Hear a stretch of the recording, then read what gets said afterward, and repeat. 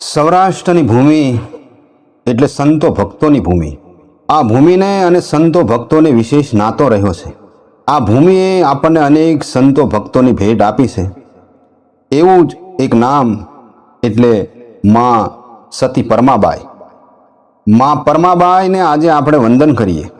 વાંકાનેર પંથકનું મેસરિયા ગામ, એ ગામમાં ઝાલા ભગત નામે રબારી રહે. તેમના ધર્મપત્ની એટલે મા પરમાબાઈ. બંને દંપતી પ્રભુ પરાયણ. એક વખત વાતમાં મા પરમાએ પોતાના પતિ ઝાલા ભગતને કીધું કે ભગત, આમ નામ નુંગરા ક્યાં સુધી રહેવું છે? હા પરમા, ધર્મના કામમાં વળી ઢીલ કેવી? આવતી અષાઢી બીજે જઈએ તો કેમ? ભગત, તમે કહો ત્યારે. માનવી ગમે તેટલી ભક્તિ કરે પણ ગુરુ વિના જ્ઞાન ન ઉપજે, ગુરુ વિના ભેદ ન મટે. આમ સંતો ભક્તો કહી ગયા છે, કોક દોરનાર હોય તો અગમના માર્ગે જવાય. ઝાલા ભગતના પિતા જ્ઞાતિના આગેવાન, 8-10 હાથીની જમીન, 5માં પૂછાય એવા ઉદાર હતા અને બધી રીતે સુખી હતા. 4 ભાઈઓમાં ઝાલા ભગત સૌથી નાના. ચારેય ભાઈઓ પોતપોતાની જમીન ખેડતા. મા પરમાને બાળપણથી જ સાધુ સંતો પ્રત્યે લગાવ, કારણ તેમના માતા પિતા ભજનાનંદી એટલે તેમના બાપુ સાથે ભજન સત્સંગમાં પણ જાય. એટલે બાળપણમાં જ કંઠી બંધાવેલી. એટલે યુવાન થતાં તેમના પિતાએ ઝાલા ભગતનું નામ સાંભળેલું એટલે એમને ઝાલા ભગત સાથે પરણાવેલા. એટલે બંને ભક્ત હૃદયના, ભલા ભોળા. એમના આંગણેથી કોઈ ભૂખ્યું ન જાય. ગામ લોકો તો મા પરમાને આય વરુડીનો અવતાર કહેતા. ગમે તેમ હોય પણ ઝાલા ભગતના ભાઈઓને આ બધું ગમતું નહીં. 1-2 વખત ઝાલા ભગતને બોલાવી કીધું પણ ખરું, પણ ભગતે કાંઈ મનમાં લીધું નહીં. ઝાલા ભગત કહે છે કે દેવી, કોનો આશરો લઈશું? ભગત, આપો રતો, જેના મન નિર્મળ અને સત સેવા આઠે પોર. એમના ઘેરથી પણ અન્નપૂર્ણાનો અવતાર હો. કાઠી દરબાર છે પણ કરુણાની મૂર્તિ. કહેવાય છે કે એના માથે મેપા ભગતનો હાથ છે. અને એક દિવસ બંને પતિ પત્ની બીજના દિવસે ચાલ્યા મોરડીના માર્ગે. આંગણામાં આવેલા મહેમાનને જોઈ આપા રતાએ મીઠો આવકાર આપ્યો. નામ ઠામ જાણી અને પૂછ્યું કે કેમ આવું થયું બાપ? ઝાલા ભગત બોલ્યા, તમારું નામ સાંભળીને શરણે આવ્યો છું બાપુ. અગમની ગમ પાડો તો તાળા ઉઘડે, એ આશાએ આવ્યો છું. અરે મારા બાપ, મારાય હાટડા બંધ પડ્યા છે તો તારા ઉઘાડવાની કૂંચિયું ક્યાંથી કાઢું? પણ ભલે આવ્યો ભાઈ. ઝાલા, આશ્રમ બાંધ્યું છે કે એકલા જ રહો છો? હા બાપા, ભંડારી પણ સાથે જ છે. આજ્ઞા આપો તો બોલાવી આવું. બોલાવ ભાઈ, જા. બાપના ઘેર દીકરીથી બહાર કેમ બેહાય? આ વાતચીત સાંભળી બાપુના ધર્મપત્ની બહાર આવ્યા. એ ભાઈ કોણ છે? ભગત, મેસરિયાનો માલધારી છે, ત્રિવિધ તાપે બળેલો, માર્ગ સમજવા આવ્યો છે. કોઈક પૂર્વ જન્મનો સંસ્કારી આત્મા હશે, નહીતર આટલી ઉંમરે હુજે નહીં. એની ધર્મપત્ની પણ સાથે જ છે. સારું ભગત, આ અવતાર વારંવાર થોડો આવવાનો છે, એનો ભવ સુધરશે. એટલામાં મા પરમાં આવ્યા અને આપાને સીતારામ કર્યા. આવ દીકરી, ઘરમાં જાઓ બાપ, તારા મા અંદર ઓરડામાં છે. મા પરમાં ઘરમાં જતાં જ કામે વળગ્યા. રહેવા દે દીકરી, અજાણ્યા ઘરમાં કામની આવતા વેત કાંઈ ગતાગમ ન પડે. મા બોલ્યા, મા અજાણ્યું ક્યાં છે? આ તો મારું ઘર માનીને આવીશું. ફેરો સુધારો એટલે બસ. ફેરો તો મારો રામ સુધારશે બાપ. અમે તમારા જેવા માનવી છીએ બાપ. પણ માનવીમાં ફેર છે ને. જેના ભજન સાંભળવા કેસરી સિંહ આવીને બેસી જાય, જાદરા જેવાને જોગંદર બનાવે, અમારા જેવા ભૂલ્યા ભટકાને માર્ગ દેખાડો અને જન્મ મરણના ફેરા ટાળો. તારું નામ શું? મારું નામ પરમા. મા કહે, બેટા પરમા, જન્મ મરણના ફેરા મટાડવાની પીરાય તો અમારામાં નથી. આવ્યા ગયા અભ્યાગતને વધાવીએ છીએ, આશરાનો ધર્મ નિભાવીએ છીએ. એ હું તને બતાવીશ. આજે અષાઢી બીજ હોવાથી થાન વગેરે ઠેકાણેથી, ગેબીના ભોંયરાથી સંતો ભક્તો પધાર્યા છે. તેમની સામે જ ઝાલા ભગત અને મા પરમાને કંઠી બાંધી માથે હાથ મૂક્યા. સાથે સાથે દર બીજના દિવસે સત્સંગમાં આવવાના નિયમ લેવરાવ્યા. ગુરુ ધારણ કર્યા પછી બંને પતિ પત્ની દર બીજના દિવસે મોલડી જાય, આખી રાત ભજન સત્સંગમાં વિતાવે.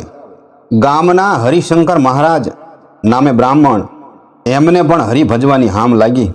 તે પણ ઝાલા ભગત અને મા પરમા સાથે દર બીજના દિવસે મોલડી જાય. આમ સમય વીતતો જાય છે. 2-3 વર્ષો વીતી ગયા અને નાચમાં વગોણા ચાલુ થયા. એકવાર કોઈએ ઝાલા ભગતના ભાઈને મેણું માર્યું અને હાડોહાડ લાગી ગયું. ઘરે આવી ભાઈઓને ભેગા કરી અને બધી વાત કરી.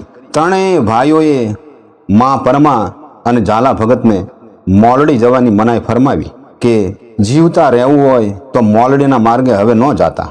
બીજ આવી બંને પતિ પત્ની મોલડી જાય છે.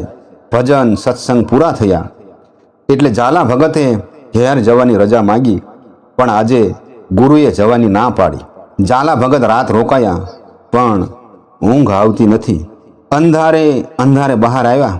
આ ટાણે આપા રતા ઘીનો દીવો પ્રગટાવી ઠાકર મંદિરમાં માળા કરતા હતા.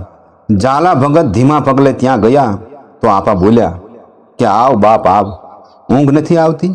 જો ઠાકર કેવા રૂડા છે. ઝાલા ભગત, આવતી મુસીબતને પહોંચી વળવા કાલે તૈયાર રહેજે. ઠાકરના ચાકરે ઠાકરની મરજી પ્રમાણે વર્તવું પડે બાપ. ઝાલા ભગત મૂંગા મૂંગા માળા લઈને બેસી ગયા. ગુરુના શબ્દોએ એને બેચેન બનાવી દીધા. પ્રાગડના પોરે બંને પતિ પત્ની મેસરિયાના પંથે પડ્યા.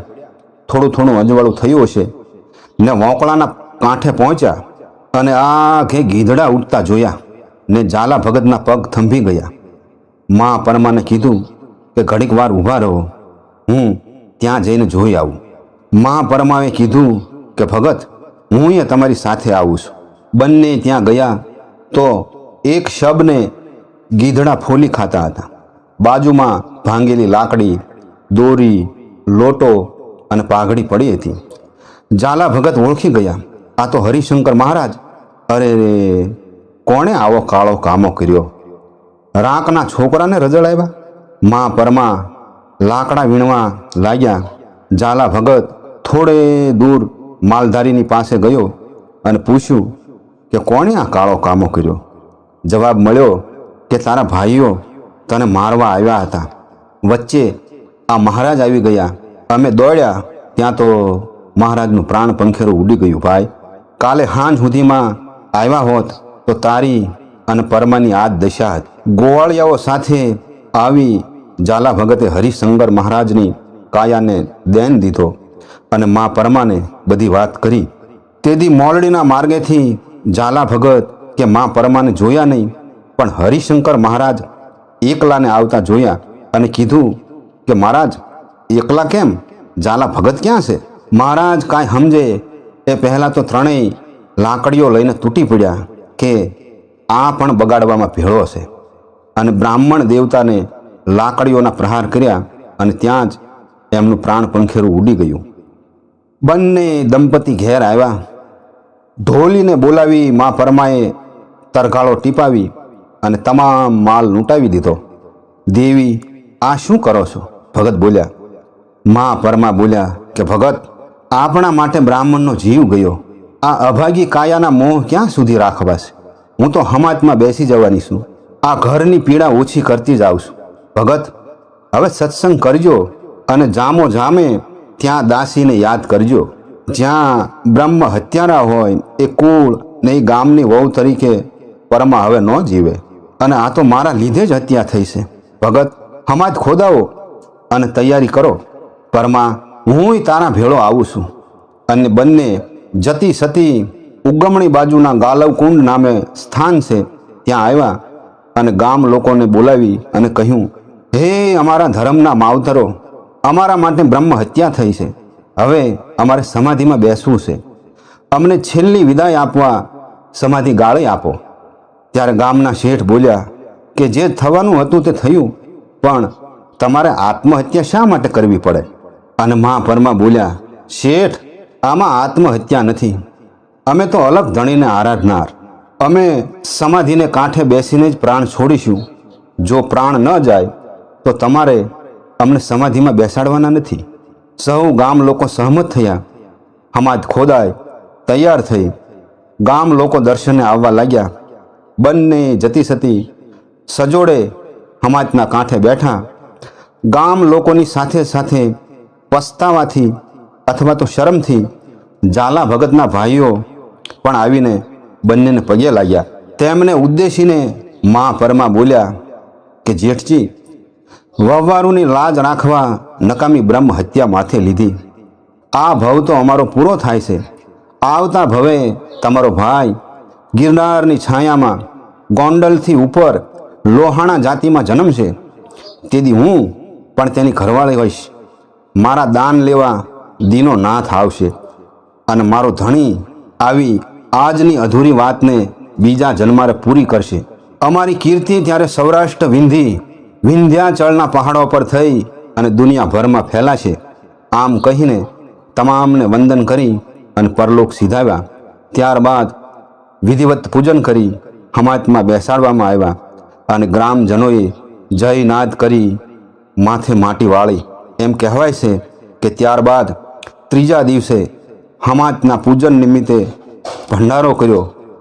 એ સમાધિ સ્થાન આજે પણ શ્રદ્ધાપૂર્વક બધા પૂજે છે. સંતો ભક્તો કહે છે કે ઝાલા ભગત અને મા પરમાબાઈના વચન હાચા પડ્યા. તેમનો બીજો અવતાર વીરપુરમાં જલારામ અને વીરબાઈમાં તરીકે થયો અને ભગવાન એમને મળવા આવ્યા. જલારામ બાપાએ મા વીરબાઈને દાનમાં આપ્યા. મા પરમાબાઈ અને ઝાલા ભગતને આજે આપણે ભાવથી પ્રેમથી વંદન કરીએ.